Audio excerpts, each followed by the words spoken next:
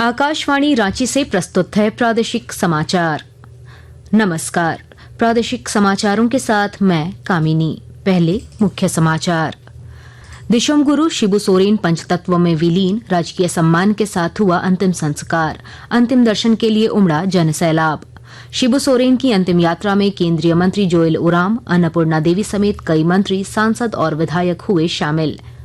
Medical counselling committee ने NEET UG के पहले चरण की चॉइस फिलिंग और सीट लॉकिंग पर लगाई रोक।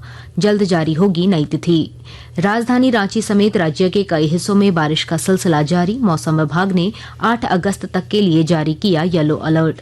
वज्रपात की भी चेतावनी। और चेन्नई में आयोजित 15वीं हॉकी इंडिया सब जूनियर पुरुष चैंपियनशिप में झारखंड की टीम ने चंडीगढ़ को 13-0 से हराकर सेमीफाइनल में किया प्रवेश। महिला टीम ने भी की जीत से शुरुआत। और अब समाचार विस्तार से। राज्य के पूर्व मुख्यमंत्री और राज्यसभा सदस्य दिवंगत शिबू सोरेन को आज नम आंखों से अंतिम विदाई दी गई। रामगढ़ के नीमरा स्थित पैतृक गांव में राजकीय सम्मान के साथ उनकी अंत्येष्टि हुई। इस दौरान कई मंत्री, सांसद, विधायक और बड़ी संख्या में आम लोग मौजूद रहे। अपने नेता को अंतिम विदाई देने के लिए राज्य के दूर दराज के इलाकों से भी लोग नीमरा पहुंचे थे। इससे पहले दिशम गुरु शिबू सोरेन का पार्थिव शरीर झारखंड विधानसभा में अंतिम दर्शन के लिए रखा गया। इस दौरान राज्यपाल संतोष कुमार गंगवार, विधानसभा अध्यक्ष रविन्द्रनाथ महतो, केंद्रीय मंत्री अन्नपूर्णा देवी, जोएल ओराम के अलावा राज्य के मंत्रियों, विधायकों और विभिन्न दलों के नेताओं ने उन्हें श्रद्धांजलि दी। इस मौके पर केंद्रीय मंत्री अन्नपूर्णा देवी ने शिबू सोरेन के निधन को पूरे देश के लिए अपूरणीय क्षति बताया। गुरुजी का जाना झारखंड ही नहीं बल्कि देश की राजनीति में भी अपूरणीय क्षति है और झारखंड तो जैसे एक शून्यता पे आ गई है। इनका जो संघर्ष रहा हमेशा से, सिर्फ आदिवासी समाज नहीं बल्कि जो वंचित और दबे कुचले लोग हैं उनके लिए लगातार इन्होंने संघर्ष किया और आज संघर्ष के बदौलत श्री शिबू सोरेन से गुरुजी तक का सफर इनका रहा है। निश्चित तौर पे बहुत बड़ी क्षति है और इस क्षति को निकट भविष्य में फिर पूरा कर पाना संभव नहीं है। दिशम गुरु के अंतिम यात्रा में केंद्र सरकार के प्रतिनिधि के रूप में शामिल होने आए जनजातीय मामलों के केंद्रीय मंत्री जोएल ओराम ने कहा कि शिबू सोरेन के सिद्धांतों को आत्मसात करना ही उनके प्रति सच्ची श्रद्धांजलि होगी। गुरुजी का जो दिखाया हुआ मार्ग, जीवन शैली, ये हमेशा हमको याद रहेगा और हम आगे उनको प्रेरणा के रूप में मानेंगे और चलेंगे। और हेमंत सोरेन जी को निश्चित रूप में दुख हुआ है, लेकिन भगवान से प्रार्थना है कि इस दुख को सहने के उनको ताकत दे। उधर लोकसभा में आज दिशम गुरु शिबू सोरेन को श्रद्धांजलि अर्पित की गई। सदन में सदस्यों ने 2 मिनट का मौन रखकर उन्हें नमन किया। लोकसभा अध्यक्ष ओम बिरला ने कहा कि शिबू सोरेन को सामाजिक न्याय एवं जनजातीय कल्याण के लिए सदैव याद किया जाएगा। श्री शिबू सोरेन झारखंड के दुमका संसदीय निर्वाचन क्षेत्र से 7वीं, 9वीं, 10वीं, 11वीं और 13वीं, 14वीं, 15वीं और 16वीं लोकसभा के सदस्य थे। श्री शिबू सोरेन का निधन 81 वर्ष की आयु में 4 अगस्त 2025 को नई दिल्ली में हुआ। हम अपने पूर्व सहयोगियों के निधन पर गहरा शोक व्यक्त करते हैं और शोक संतप्त परिवारों के प्रति अपनी संवेदना व्यक्त करते हैं। अब सभा दिवंगत पुण्य आत्माओं के सम्मान में मौन रहेगी। लोकसभा में कोडरमा के पूर्व सांसद तिलकधारी प्रसाद सिंह के प्रति भी श्रद्धांजलि अर्पित की गई। मेडिकल काउंसलिंग कमेटी एमसीसी ने नीट यूजी के पहले चरण की चॉइस फिलिंग और सीट लॉकिंग पर रोक लगा दी है। एमसीसी ने रोक का कोई कारण नहीं बताया है, लेकिन बताया है कि नई तिथियों की घोषणा जल्द की जाएगी। नीट यूजी काउंसलिंग कार्यक्रम के अनुसार उम्मीदवारों को 4 अगस्त तक अपनी चॉइस फिलिंग व लॉकिंग की प्रक्रिया पूरी करनी थी। इसका रिजल्ट 6 अगस्त को आना था।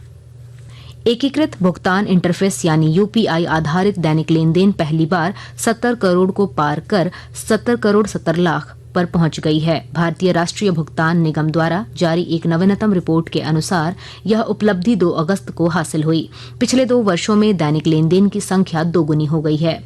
हालांकि लेन देन राशि में वृद्धि पिछले वर्षों की तुलना में धीमी रही है।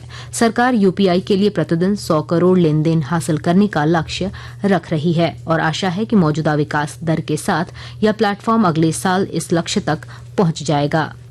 आकाशवाणी के ताज़ा तरीन समाचारों के लिए आप हमारी वेबसाइट newsonair.gov.in पर लॉग ऑन कर सकते हैं। ताज़ा समाचार X handle @AIR news alerts और Facebook page All India Radio news पर भी उपलब्ध है। आप प्रादेशिक समाचार एकांश के X handle @AIR news _Ranchi और Facebook page Akashvani news Ranchi, Instagram page तथा YouTube channel AIR news Ranchi पर भी हमारे बुलेटिन सुन सकते हैं। प्रादेशिक समाचार आप आकाशवाणी रांची से सुन रहे हैं। प्रधानमंत्री नरेंद्र मोदी की मौजूदगी में आज नई दिल्ली में NDA संसदीय दल की बैठक हुई। इस दौरान ऑपरेशन सिंदूर को लेकर प्रस्ताव पारित हुआ। साथ ही आतंकवाद के खिलाफ प्रधानमंत्री के कुशल नेतृत्व में मिली सफलता पर नरेंद्र मोदी का अभिनंदन भी किया गया।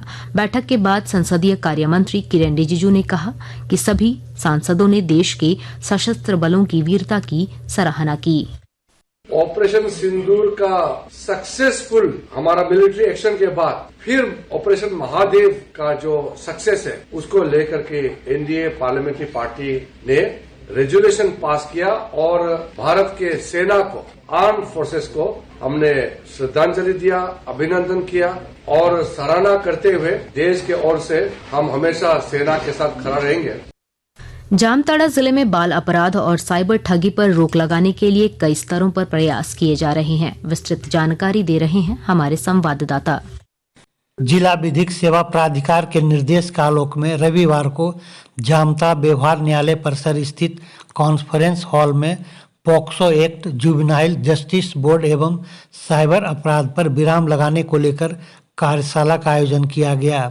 इस दौरान जिले के पुलिस पदाधिकारियों, न्यायिक एवं विभिन्न विभाग के अधिकारियों को कानून एवं प्रावधानों की विस्तृत जानकारियां दी गई। मौके पर प्रधान जिला एवं सत्र न्यायाधीश राधा कृष्ण ने कहा कि संबंधित अधिकारियों को पॉक्सो एक्ट एवं जुवेनाइल जस्टिस बोर्ड के बारीकियों से अवगत कराया गया।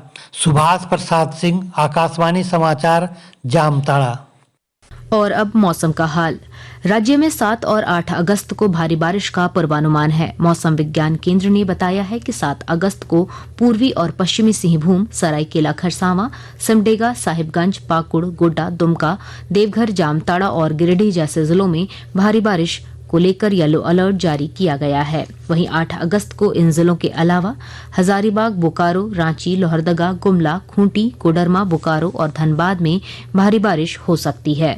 राज्य में अब तक इस मानसूनी सीजन में सामान्य से 45% अधिक बारिश हुई है। चेन्नई में आयोजित 15वीं हॉकी इंडिया सब जूनियर पुरुष राष्ट्रीय चैंपियनशिप के क्वार्टर फाइनल मैच में झारखंड की टीम ने चंडीगढ़ को 13-0 से हराकर सेमीफाइनल में जगह बना ली है। इस मैच में झारखंड के साबियान कीड़ो को प्लेयर ऑफ द मैच का पुरस्कार दिया गया। उधर आंध्र प्रदेश में आयोजित 15वीं हॉकी इंडिया जूनियर महिला राष्ट्रीय हॉकी चैंपियनशिप में झारखंड महिला हॉकी टीम ने अपने पहले मैच में हॉकी कर्नाटक को 2-0 से पराजित कर जीत के साथ अपनी शुरुआत की। इस मैच में झारखंड की सीता कुमारी को उनके शानदार प्रदर्शन के लिए best player of the match का पुरस्कार दिया गया।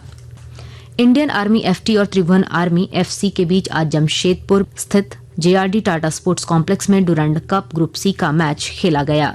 इस मैच में इंडियन आर्मी FT की टीम ने त्रिभुवन आर्मी FC को 0 के मुकाबले 1 गोल से पराजित किया। इस जीत के साथ इंडियन आर्मी FT की टीम ग्रुप C की तालिका में दूसरे स्थान पर पहुंच गई है। अपने दोनों मुकाबले जीतकर जमशेदपुर FC की टीम अभी भी ग्रुप C के तालिका में पहले स्थान पर है। अंत में मुख्य समाचार एक बार फिर। दिशोम गुरु शिबू सोरेन पंचतत्व में विलीन, राजकीय सम्मान के साथ हुआ अंतिम संस्कार। अंतिम दर्शन के लिए उमड़ा जनसैलाब।